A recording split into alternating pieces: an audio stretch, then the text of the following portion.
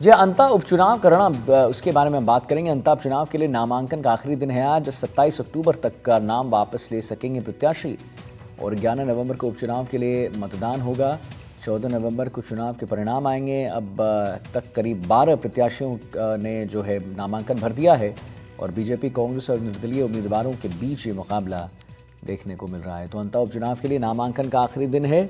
27 अक्टूबर तक नाम वापस ले सकेंगे प्रत्याशी और 11 नवंबर को उपचुनाव के लिए मतदान होंगे। 14 नवंबर को चुनाव का परिणाम है और अब तक 12 प्रत्याशियों ने नामांकन भर दिया है। बीजेपी, कांग्रेस और निर्दलीय उम्मीदवारों के बीच मुकाबला होगा।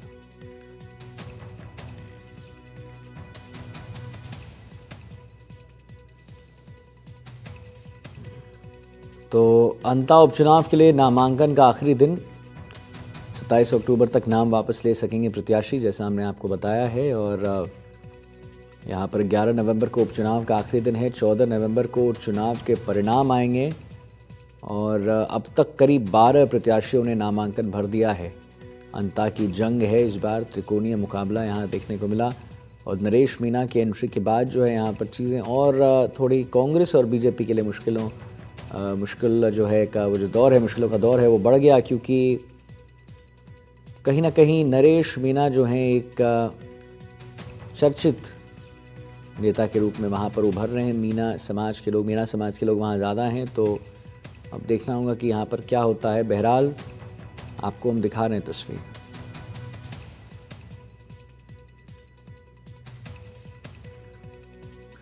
वीरेंद्र और ब्रजेश हमारे संवाददाता लाइव जुड़ गए, इसी पर और जानकारी देंगे। वीरेंद्र, सबसे पहले आपके पास आना चाहूँगा, ज़रा ये बताइए वीरेंद्र कि अंता उपचुनाव में जब अब एंट्री हो गई है नरेश मीणा की, तो कांग्रेस और बीजेपी को कितना इससे नुकसान होगा, पहले तो उसके बारे में आप जानकारी दे दीजिए। बिल्कुल, देखिए आदित्य, आपको बता दें कि अंता उपचुनाव है अब जो दिलचस्प होता जा रहा है, क्योंकि आप देखिए कि त्रिकोणीय मुकाबला है वो पहले से हो चुका है और इसके अंदर आप देखेंगे कि जो बीजेपी और कांग्रेस जो मुख्य दल कहे जाते हैं, उन्होंने जो है अपने जो जनप्रतिनिधि हैं वो मैदान में उतारे, क्योंकि आपने देखा होगा कि कांग्रेस से जो है प्रमोद जैन भाया है उनको वहाँ पर उतारा है, जबकि बीजेपी ने जो है स्थानीय जो यहाँ पर जो प्रत्याशी है उसको यहाँ पर मैदान के अंदर उतारा है। वहीं अगर मैं बात करूँ निर्दलीय के तौर पे, तो नरेश मीणा जो है यहाँ पर दोनों ही मुख्य जो दल हैं उनके सामने जो कह सकते हैं कि बड़ी एक दीवार के रूप में जो कहेंगे हम, वो खड़े होते हुए नजर आ रहे हैं। क्योंकि जिस तरीके से राजस्थान के अंदर जो ये उपचुनाव है वो काफ़ी दिलचस्प मोड़ ले चुका है और इसके अंदर आप देखेंगे कि आज जो है लास्ट दिन है नामांकन का। इस दौरान जो है लगभग 1 बजे के करीब जो है यहाँ पर जो बीजेपी से बागी हुए जो पूर्व विधायक हैं रामपाल मेघवाल जो है आज 1 बजे जो है अपना नामांकन दाखिल करेंगे और इस नामांकन के बाद जो है अब बीजेपी के लिए जो कह सकते हैं कि ये चुनाव है काफ़ी टफ होता हुआ दिखाई दे रहा है। और इसमें बीजेपी को जो यहाँ पर आपने देखा होगा कि जो स्थानीय जो जातीय समीकरण है उनको साधना महत्वपूर्ण है, इसके अलावा जातीय समीकरण साधना काफ़ी महत्वपूर्ण हो जाता है। तो इन सब चीज़ों का तालमेल बिठाना बीजेपी के लिए चुनौती रहेगी। और वहीं अगर मैं बात करूं कांग्रेस की, तो कांग्रेस जो है यहाँ पर अपना जो पूर्व मंत्री रहे हैं प्रमोद जैन भाया, उनको यहाँ पर मैदान में उतारा है और उनके लिए जो कह सकते हैं कि आपने देखा होगा बीजेपी और कांग्रेस पहले से ही आमने सामने थी। यहाँ पर जो तीसरा जो कहेंगे हम प्रत्याशी जो है निर्दलीय के तौर पे नरेश मीणा, वो यहाँ पर जो कह सकते हैं कि आम जनता के बीच में जो है अपने पेट जमाने की कोशिश कर रहे हैं, अपने आप को जो कह सकते हैं कि इस चुनाव के अंदर यहाँ पर ज़्यादा से ज़्यादा लोगों से कनेक्ट होने की कोशिश कर रहे हैं। यानी कुल मिलाकर यहाँ पर जातीय समीकरण को साधने की नरेश मीणा पूरी कोशिश में है। लेकिन ये देखने वाली बात होगी 14 नवंबर को सामने आएगा कि वाकई में जो अंता विधानसभा क्षेत्र की जो जनता है, क्या वाकई में नरेश मीणा या फिर बीजेपी के जो प्रत्याशी है, कांग्रेस के प्रत्याशी है, किसे जीत दिलाती है, वो देखने वाली बात होगी। लेकिन अब जो है 1 बजे के करीब जो ये जो नामांकन दाखिल किया जा रहा है बीजेपी के ही पूर्व विधायक के द्वारा, तो ये जो बगावती सुर है उसको लेकर बीजेपी के पास जो है प्लान बी क्या रहेगा, ये देखने वाली होगी। और इसके अंदर जिस तरीके से लगातार राजस्थान के तमाम जो नेता हैं, चाहे आप देखिए कि बीजेपी के अगर मैं दिग्गज नेताओं की बात करूं तो यहाँ पर बड़े दिग्गज नेताओं को भी जो है यहाँ पर मैदान में उतारा है। ठीक है वीरेंद्र, इसी चीज को जरा हम ब्रजेश से समझ लेते हैं। ब्रजेश, जो अभी वीरेंद्र कह रहे हैं उसी के बारे में जरा बताइए। त्रिकोणीय मुकाबला है, कितना यहाँ पर दिलचस्प हो गया है अब, और लोगों का क्या इंक्लिनेशन, रुझान किस तरफ है, जरा उसके बारे में बताइए। जी बिल्कुल आदित्य, 12 जिले के अंतर विधानसभा में 11 नवंबर को उपचुनाव होने जा रहे हैं। इसको लेकर नामांकन की जो प्रक्रिया है उसका आज अंतिम दिन है और देर शाम तक नामांकन की प्रक्रिया चलेगी। लगभग अब तक 17 नामांकन दाखिल हो चुके हैं। इसको लेकर वहीं भाजपा के भी बागी हुए पूर्व विधायक बाराटू से रामपाल मेघवाल अभी नामांकन दाखिल करेंगे। दूसरी ओर देखा जाए तो मोरपाल जो बीजेपी के कैंडिडेट, उनकी पत्नी नटीबाई भी अभी नामांकन दर्ज कराएंगी, ऐसी सूचना है। दूसरी ओर मैं बता देता हूं कि जो कांग्रेस के प्रत्याशी प्रमोद जैन भाया, उनकी पत्नी उर्मिला जैन भी पहले से ही नामांकन दर्ज कर चुकी है। अब लगभग 17 नामांकन यहाँ पर दाखिल हो चुके हैं और ये जो मामला देखा जा रहा है तो कांग्रेस बीजेपी का सीधा मुकाबला है। दूसरी ओर देखा जाए तो जो निर्दलीय प्रत्याशी है नरेश मीणा, उन्होंने भी ताल ठोकी और लगातार वो विधानसभा क्षेत्र में अपने दौरे कर रहे हैं। हालांकि आज नामांकन का आखिरी दिन है और 23 तारीख तक इनकी जांच होगी। उसके बाद 27 तारीख तक नामांकन वापसी का दिन होगा। जब नामांकन वापसी का दिन होगा उस समय ये स्थिति स्पष्ट होगी कि नामांकन कितने आए और कितने कैंडिडेट अब मैदान में रहे हैं।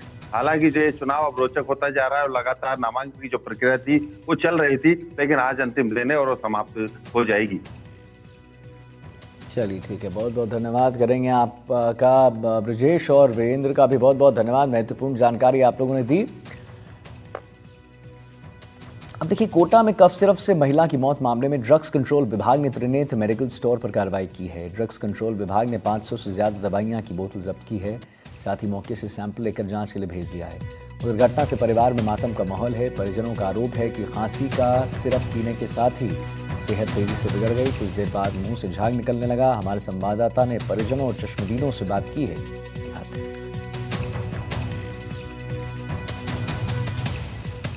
कोटा के अजय आहूजा नगर में एक महिला की जो है कफ सिरप पीने से हुई मौत के बाद से लगातार सवाल खड़े हो रहे हैं। परिवार के लोग जो है वो मांग कर रहे हैं स्पष्ट जांच की। वहीं जो है ड्रग कंट्रोल विभाग ने उस मेडिकल स्टोर पर जाकर के कार्रवाई भी की है और करीब 500 जो है कफ सिरप जो है जो ये लेकर के आए थे उसको जो है जब्त किया गया है और उच्च अधिकारियों को जो है रिपोर्ट भेजने की बात कही है।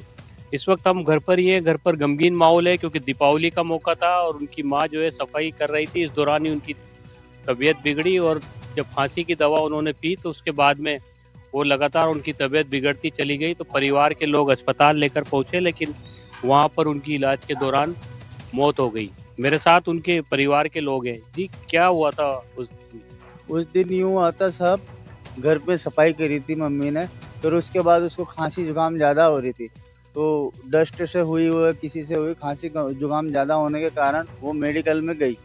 मेडिकल में उन्होंने सिरप ली और शायद टेबलेट दी या नहीं वो मेरे को पता नहीं है। और आधा ढक्कन उन्होंने सिरप पीते ही, थोड़ा सा खाना खाने के बाद सिरप पीते ही उनको सांस ऊपर नीचे चलने लगी और घबराहट होने लगी और सीना पकड़ के बैठ गई वो। तो कुछ समय में मैं पहुंचा और मैं ऑटो करके मेडिकल कॉलेज ले गया उनको। तो मेडिकल कॉलेज ले जाते ही वो डॉक्टर के पास उन्होंने एमआरआई वगैरह करी। उस एमआरआई करने के बाद कुछ ही पल में उनकी मृत्यु हो गई। दवाई पीने के बाद अचानक ही तबीयत ज़्यादा बिगड़ी उनकी। मैं तो काम करने गई थी, 6:30 बजे घर आई। बाहर बैठी थी, मैं अंदर भी नहीं गई। दवाई लेके आई है और बाहर चौतरा पे अच्छी वाली बैठी थी। अच्छी वाली बैठने के बाद पानी भी पिया उन्होंने। फिर उसके बाद अंदर गई, अंदर जाके दवाई पी के वो करते करते बाहर आई। मेरे को आवाज़ लगाया उसने, आवाज़ लगाते मैं आई। मैंने कहा हुआ क्या, कि क्या खाया तूने? तो बोला कि ये दवाई पी आई क्या की। नार हिलाने लग गई। फिर मैंने दवाई अंदर से जाके उठा के लाई। मैंने कहा ये पिया था क्या? कि हाँ ऐसे पिया था। उसके बाद घबराहट हो रही है, सांस नीचे नहीं आ रही है, ऐसे कर रही है। तो फिर उसको ऐसे करके फिर मैंने इसको फ़ोन करा, सुभाष को, बेटे को फ़ोन करके ऑटो करके हम अस्पताल लेके गए। मेडिकल पे ले जाते गाड़ी में बैठे हैं और उसकी मुंह में से झाग आ रहा है।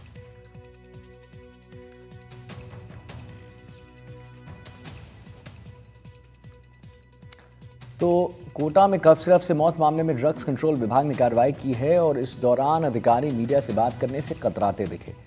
जांच टीम ने सिर्फ इतना ही कहा कि मामले की जानकारी जिलाधिकारियों को दे दी गई है। कार्रवाई के दौरान मौके पर आसपास लोगों की भीड़ जमा हो गई। टीम ने पूरा रिकॉर्ड खंगाला। एनडीटीवी को मिली जानकारी के मुताबिक खांसी का सिरप अहमदाबाद से मंगवाया गया था। वहीं परिजनों ने शिकायत पर अनंतपुरा पुलिस का कहना है कि परिवारजनों की शिकायत के बाद ड्रग्स कंट्रोल विभाग को सूचित कर दिया गया है। जांच चल रही है और उच्च अधिकारियों को इस पूरे मामले से अवगत करवाया जाएगा। लेकिन जिस तरह का घटनाक्रम हुआ है उसके बाद ड्रग कंट्रोल विभाग भी एक्टिव हुआ है और यहाँ पर जो है आप देख सकते हैं तस्वीरों में, यहाँ पर जो है ड्रग कंट्रोलर देवेंद्र गर्ग के साथ में पूरी टीम यहाँ पर पहुंची है और जो है दवाई को भी चेक किया जा रहा है, लिस्ट किया जा रहा है कि कौन सी दवा थी। अब उच्च अधिकारियों को इस दवा के बारे में जानकारी दी जाएगी। वहीं इस पूरे मामले में पुलिस ने भी जो है ड्रग कंट्रोल विभाग को तमाम सूचना दी है। जो परिवार ने जो शिकायत दी थी उस शिकायत को लेकर के पुलिस ने जो है ड्रग कंट्रोल विभाग को सूचित किया और उसके बाद में यहाँ पर जो है ये जो मेडिकल स्टोर है त्रिनेत्र मेडिकल स्टोर, यहाँ पर जो है टीम पहुंची है ड्रग कंट्रोल विभाग की और कार्रवाई की जा रही है। अब देखना होगा कि किस तरह की कार्रवाई सामने आती है, क्योंकि परिवार की ओर से सीधा आरोप लगाया गया है कि कफ सिरप पीने के बाद ही जो है महिला की मौत हुई थी। वहीं इस पूरे मामले में चिकित्सकों ने इस पर कहा है कि जब महिला को अस्पताल ले जाया गया था तब उनकी हार्ट बीट जो है वो कम चल रही थी। अब ये जांच का सवाल है, लेकिन फिलहाल एक बार फिर कफ सिरप सवालों के घेरे में आ गई है। कोटा से सहयोगी हेमंत जोशी के साथ शाकिर अली, एनडीटीवी। कोटा में शिक्षा मंत्री ने दिवाली के मौके पर रामा श्यामा किया। इस दौरान मंत्री ने इलाके के लोगों को दीपावली की शुभकामनाएं दी, साथ ही इलाके के विकास कार्यों का फीडबैक भी लिया है। वहीं मंत्री ने वार्ड नंबर आपको बता दें 53 के हरिओम नगर में गुटखा खाने वालों को नसीहत दी है। मंत्री ने लोगों को बुरी लत से दूर रहने की सलाह दी। तो देखिए यहाँ पर हरिओम नगर में गुटखा खाने वालों को नसीहत दी गई है और लोगों को बुरी लत से दूर रहने की यहाँ सलाह दी गई है। दिवाली के मौके पर मंत्री का रामा श्यामा देखने को मिला। मंत्री ने लोगों को दीपावली की शुभकामनाएं दी। हिंदी